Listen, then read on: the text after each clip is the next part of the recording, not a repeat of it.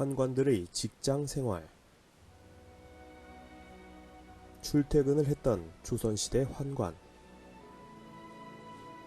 조선시대 환관은 대전 침실을 지키는 붙박이 환관만이 국내에서 생활을 했을 뿐 기본적으로 모두 출퇴근을 했다. 이는 궁에서만 생활해야 했던 궁녀들과는 사뭇 다른 모습이다. 셀러리맨이었던 조선시대 환관. 조선시대 환관은 녹봉을 받았다. 말단 환관의 녹봉은 월 약 20만원 정도, 쌀 9말 등. 이는 말단 궁녀와 비슷했지만 궁녀는 먹고 자고 입는 것을 궁에서 해결했기 때문에 환관의 생활은 결코 궁녀보다 나았다고 보기는 어려웠다. 다만 대전 상선의 경우 월급은 약 70만원 정도로 웬만한 품계가 높은 고위 신료보다 더 많이 받았다. 환관들의 승진시험.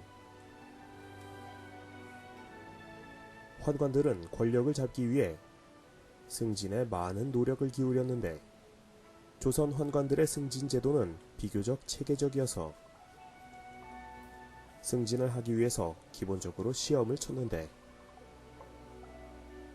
승진 테스트는 주로 논어맹자 중용대학과 같은 유교 경전이었고 시험을 통해 상중하로 점수를 매겼는데 이때 좋은 점수를 받으면 그만큼 품계도 빠르게 올라갔지만 시험 점수가 나쁘면 심지어 궁에서 퇴출되기도 했다.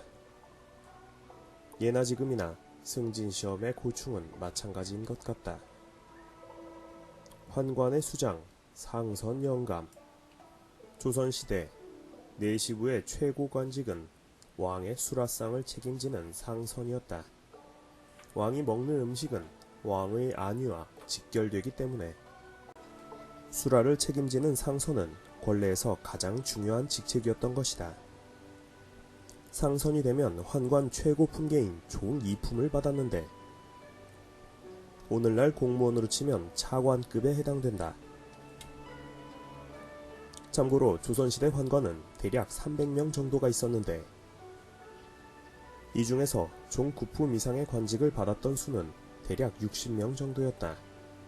그에 반해 중국은 명나라 때 환관의 수가 무려 최대 10만 명까지 갔다. 이런 이유로 명나라 정치판을 환관 정치라 비판하기도 한다는.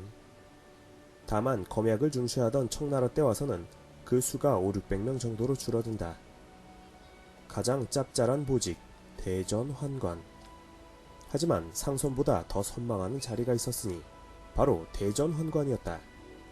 대전 환관은 왕의 명령을 승정원에 전하고 승정원에서 왕에게 전할 일이 있으면 일단 대전 환관을 통해야 했다. 즉 왕의 수족으로서 왕의 입과 귀가 되는 곳이라 가장 빠른 정보통이면서 권력의 핵심에 있던 자리였다. 때문에 이들 대전 환관은 종 4품에 불과했지만 조정 신료들도 함부로 대할 수가 없었고 오히려 정보를 빼내기 위해 암암리에 상당한 뇌물도 쥐어줘야만 했다.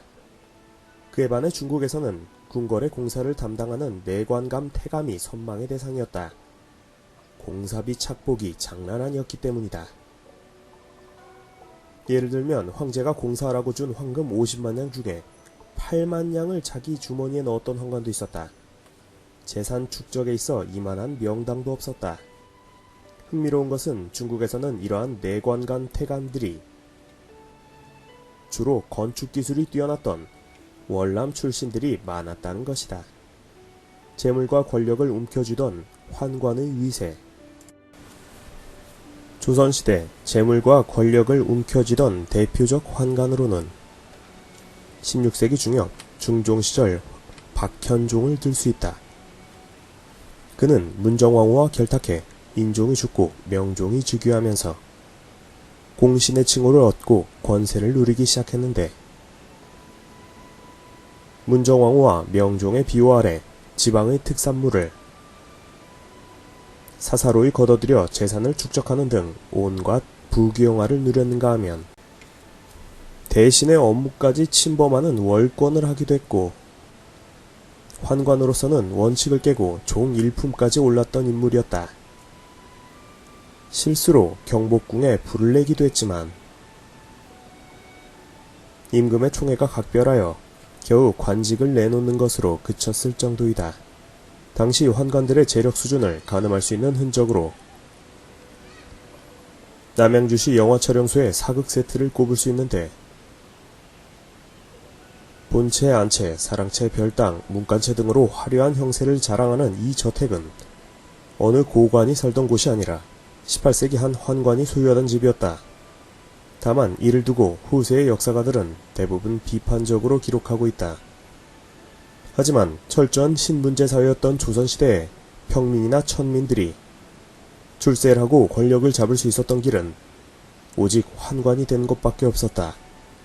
이들의 자수성가 방식을 과연 비판적으로만 봐야 하는 걸까? 환관의 노후 보장. 권력과 재산의 유무를 떠나 세월 앞에서는 그들도 어쩔 수 없었다. 조선시대 환관들은 정년제도는 없었지만 나이가 들어 더 이상 제대로 활동할 수 없으면 곧 궐 밖으로 나와야 했다. 다만 환관들이 퇴직을 하면 국가에서는 매달 30만원 정도의 노후연금과 여생을 보낼 집을 따로 마련해 주었기 때문에 노후 보장은 나름 충분했다. 예나 지금이나 노후 보장이 없으면 뒷돈을 챙기기 마련이다.